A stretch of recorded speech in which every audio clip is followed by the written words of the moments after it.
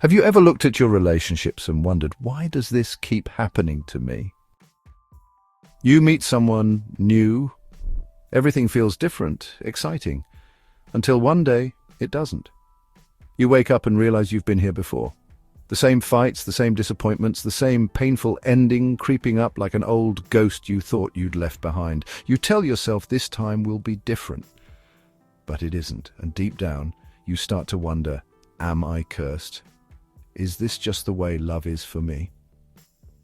Most people assume they're choosing their relationships, that each person who enters their life is a fresh start, a new possibility. But what if I told you you're not actually choosing these people, but not consciously at least? What if I told you your mind has already made the decision for you before you've even spoken a word? Carl Jung once said, "Until you make the unconscious conscious, it will direct your life and you will call it fate." Fate. That's what it feels like, doesn't it? As if something beyond your control is pulling you towards the same type of person over and over. But it's not fate. It's your unconscious mind running the same script on repeat. And until you recognize the pattern, it won't stop. Your brain isn't wired to seek happiness. It's wired to seek familiarity. If love, in your past, meant chasing affection, you will be drawn to people who make you chase them. If love for you meant proving your worth, you will be pulled towards those who make you feel like you're never quite enough. And if, somewhere in your past, love meant pain, you might mistake pain for love. This isn't about weakness. It isn't about being bad at relationships. It's about conditioning. The relationships we seek out aren't random. They are a reflection of something deeper, a puzzle we haven't yet solved, a lesson we keep repeating, hoping maybe this time it will end differently, but it never does. And here's the brutal truth. It won't, not until you understand that the people you attract aren't the real problem. They are only the symptom. The real issue lies in what's happening beneath the surface inside you. So let's go deeper. Why do these patterns exist in the first place? Why do certain people feel irresistibly familiar, even when they're bad for us? To answer that, we need to talk about the shadow self, the part of you that's been calling the shots without you even realizing it.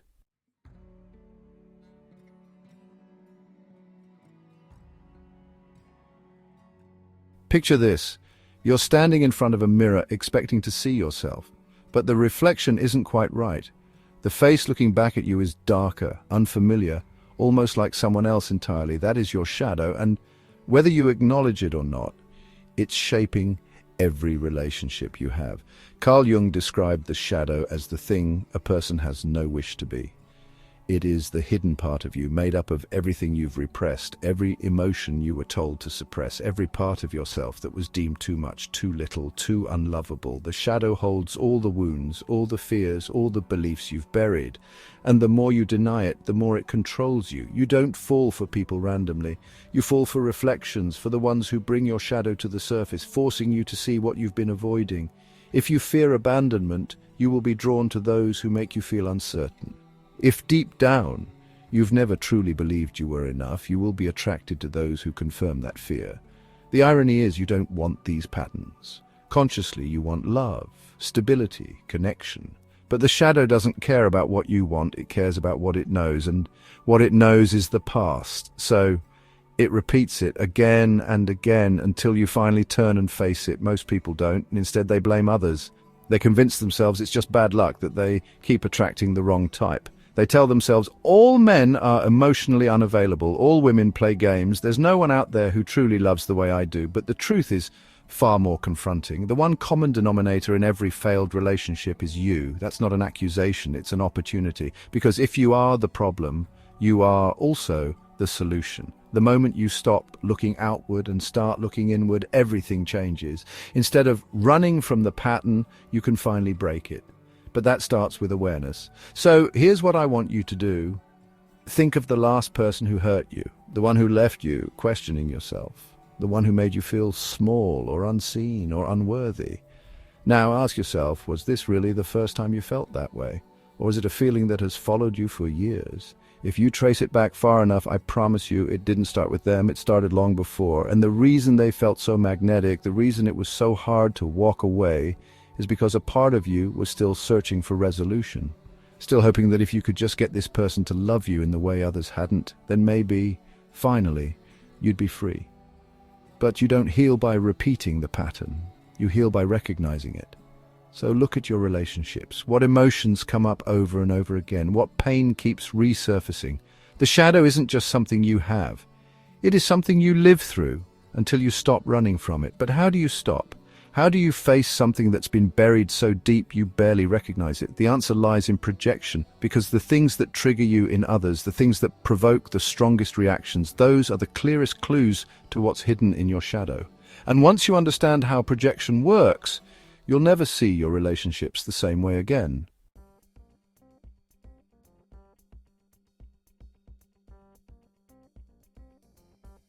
Think about the last time someone truly got under your skin. Maybe it was a partner, an ex, a friend, someone who made you feel something so strong, so visceral that you couldn't ignore it. Maybe they were arrogant.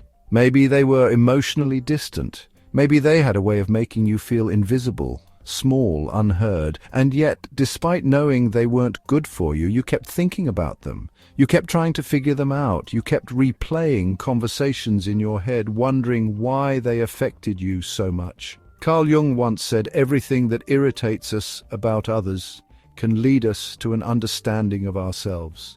What if that person wasn't just another difficult individual in your life? What if they were showing you something about yourself that you spent years avoiding? We don't see people as they are. We see them through the lens of our own unconscious mind. And often what we reject in ourselves, we project onto others.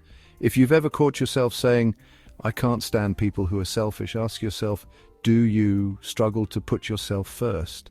If you find yourself resentful of people who seem overly confident, could it be that deep down you wish you could move through life with that same level of certainty? This is how projection works.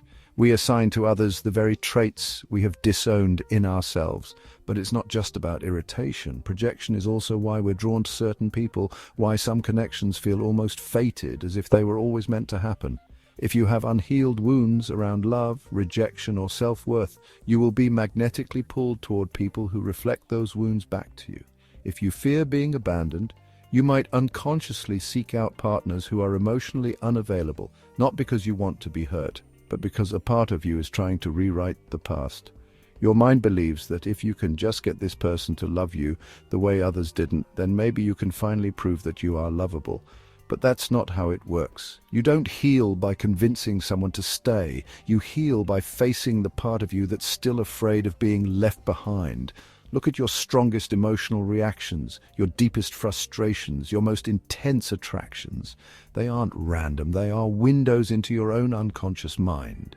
The people who trigger us the most are often the ones reflecting back the parts of ourselves we haven't accepted. If you want to understand yourself, start there. Ask yourself, what is this person showing me? What part of me do they bring to the surface?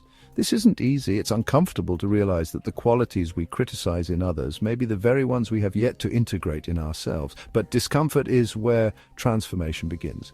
If you can see your projections for what they are, you can break free from the illusion that other people are the problem. And once you do that, you can finally start making choices from a place of clarity rather than compulsion. But here's where most people go wrong. They think understanding the pattern is enough. It isn't. Awareness without action changes nothing.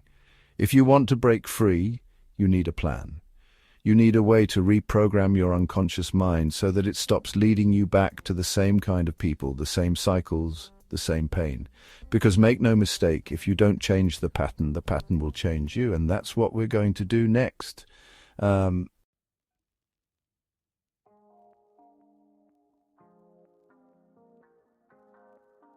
Most people spend years trying to find the right person, believing that if they just choose better, love better, try harder, they'll finally escape the patterns that have been running their relationships. But this is why they fail, because the solution was never outside of them. It was never about finding the right person. It was about becoming the version of themselves that no longer tolerates the wrong ones. If you keep attracting emotionally unavailable partners, if you keep finding yourself in one-sided relationships, if you keep feeling unseen, unappreciated, or stuck in the same painful cycles, the problem isn't that you haven't found the right person.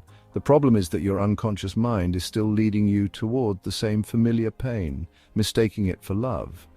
And if you don't rewire it, you'll spend your whole life reliving the same heartbreak with different faces. The first step to breaking the cycle is ownership. You cannot change what you do not take responsibility for. Instead of asking, why do people always treat me this way? Ask, why do I allow it? Instead of wondering, why do I attract emotionally unavailable people? Ask, what part of me is resisting true connection? The moment you shift from blaming others to looking inward, you take back control. Now here's where the real work begins. Get out a piece of paper and write down the last 3 significant relationships in your life. Partners, close friendships, even family dynamics, any connection that left a lasting emotional imprint. Now, look at them closely. What themes repeat? Were you always the one giving more? Did they make you feel like you had to prove your worth? Was there a pattern of inconsistency, of feeling wanted one day and ignored the next? Write it down, because until you see the pattern, you can't break it. Next, identify your biggest emotional triggers. What behavior makes you react instantly? What kind of person provokes the strongest emotional response in you? Is it someone who dismisses your feelings, someone who makes you feel invisible, someone who acts just distant enough to keep you hooked? These are not coincidences. These are mirrors showing you the parts of yourself that still need healing. Now here's the part no one talks about. Once you see the pattern, once you recognize the kind of person you've been unconsciously drawn to, you have to make a new choice. And this is the hardest step, because the moment you meet someone who feels different, someone who doesn't trigger your wounds, someone who is stable, kind, emotionally present, you might not feel the same spark. You might even convince yourself that they're boring, that something is missing, but what's really missing is the dysfunction your nervous system has been trained to seek. The reality is, healthy love will feel uncomfortable at first. If you're used to chasing, stability will feel unfamiliar. If you're used to inconsistency, reliability will seem suspicious. If you have spent your life proving your worth, being fully accepted will feel almost unnatural. But this is the moment you need to pause and remind yourself, this discomfort is not a red flag. It is a sign that I am finally stepping out of my old patterns. Rewiring your unconscious mind takes time, but it starts with one simple commitment. When you see the old pattern appear in a new person, stop, pause, choose differently. You will be tested. The pattern will come back not because the universe is punishing you, but because it is giving you a chance to prove that you have learned. And this time you will, because from this moment on, you are no longer just reacting. You are no longer just falling into relationships blindly. You are choosing.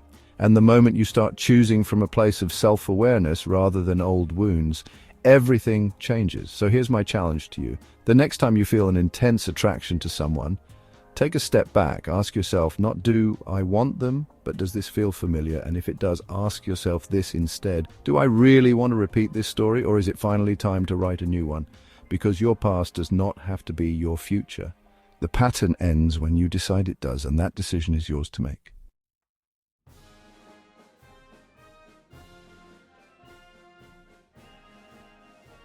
Carl Jung once wrote, "We meet ourselves time and again in 1,000 disguises on the path of life. Every heartbreak, every repeating pattern, every love that felt so familiar it was almost inevitable, none of it was random. These people weren't just partners, lovers, or fleeting connections. They were reflections. They were mirrors, showing you the parts of yourself you had not yet faced."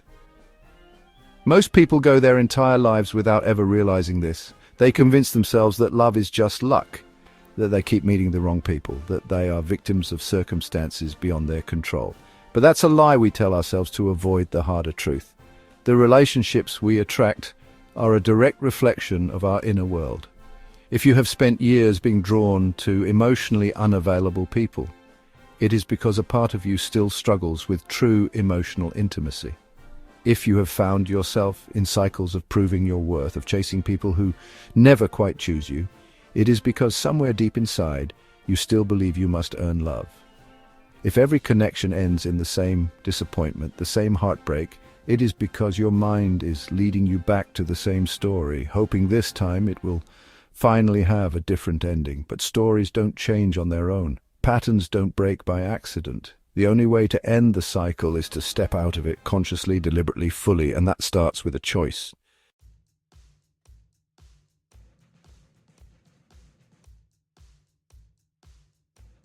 Right now, you are standing at a crossroads. You can walk the same path you always have, follow the same attraction, fall into the same dynamic, make the same excuses, and tell yourself maybe this time it'll be different. Or you can do something most people never do. You can stop, you can pause, you can make a different choice. This won't be easy. The moment you decide to change, the old pattern will fight to pull you back in. You will meet someone who feels eerily familiar, someone who triggers all the right emotions, all the right fears, all the right wounds. And in that moment, you will have a choice. Fall into the same old cycle or finally break free. The hardest part of healing isn't understanding the pattern. It's walking away from the people who keep you trapped in it. It's choosing to rewrite your story, even when the old one is begging you to stay. So the question is, will you keep repeating the past, or will you finally choose your future? Drop your answer in the comments. Write it down. Speak it into existence. Because the moment you put words to a decision, you take the first step toward making it real. And if this video resonated with you, if you felt something shift inside you, if you are ready to go deeper into the mind, the unconscious, and the hidden patterns shaping your life, subscribe. Because the work doesn't stop here.